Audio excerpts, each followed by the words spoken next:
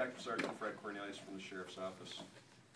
I think it's important to point out that looking at the pictures and all the stuff that's been put up here, it's easy to look at that and say, wow, that was a terrible accident. And that's not what happened here. This wasn't, it was very apparent very early on in the investigation that we weren't investigating a traffic accident. People don't get arrested and go to prison for lengthy sentences for accidents. This was a criminal act that was perpetrated by Mr. LeVea against several people, and the effects of that are seen here today and beyond. And it's important, I think, to be able to look at these pictures and say, this was not a traffic accident. This was not somebody who fell asleep at the wheel even, or this wasn't somebody who you know, was distracted and drifted off into the other lane. This was a criminal act and a repeated course of criminal acts over time.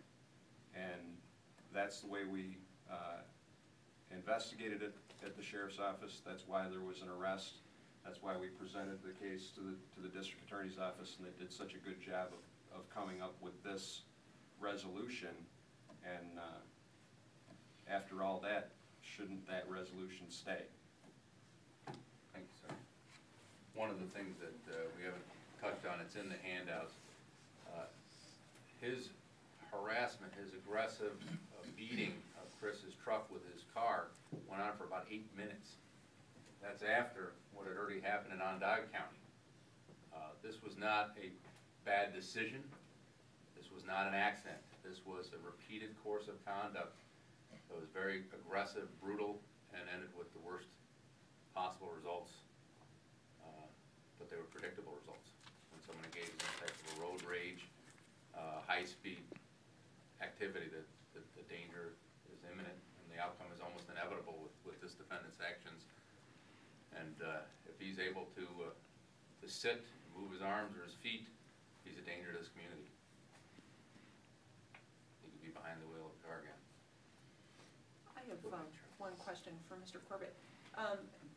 They never prosecuted him for your case?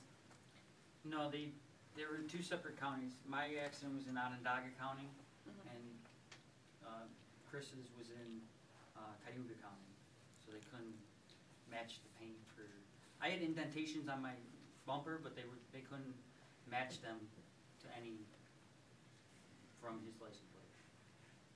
Well, we certainly tried to. We believed, I think we all know, that Mr. LeVea was the one that did hit him, but knowing and proving are 2 separate things, first of all.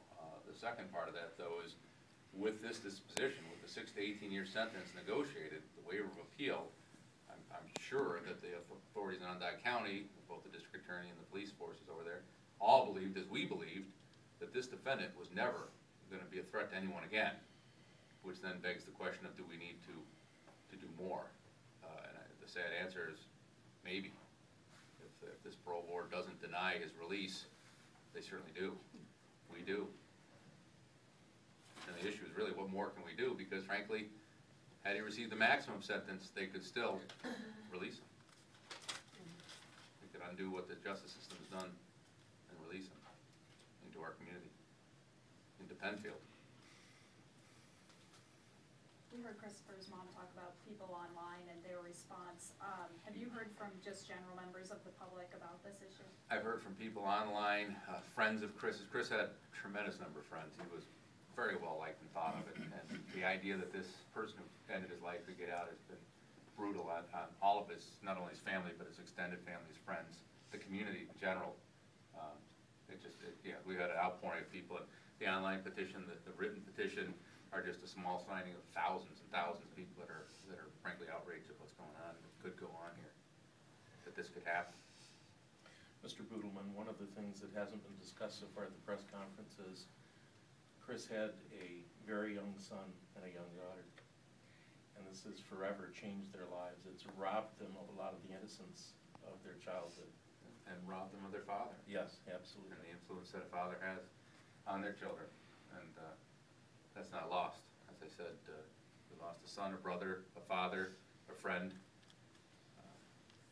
and innocence, indeed. Thank you very much, everyone.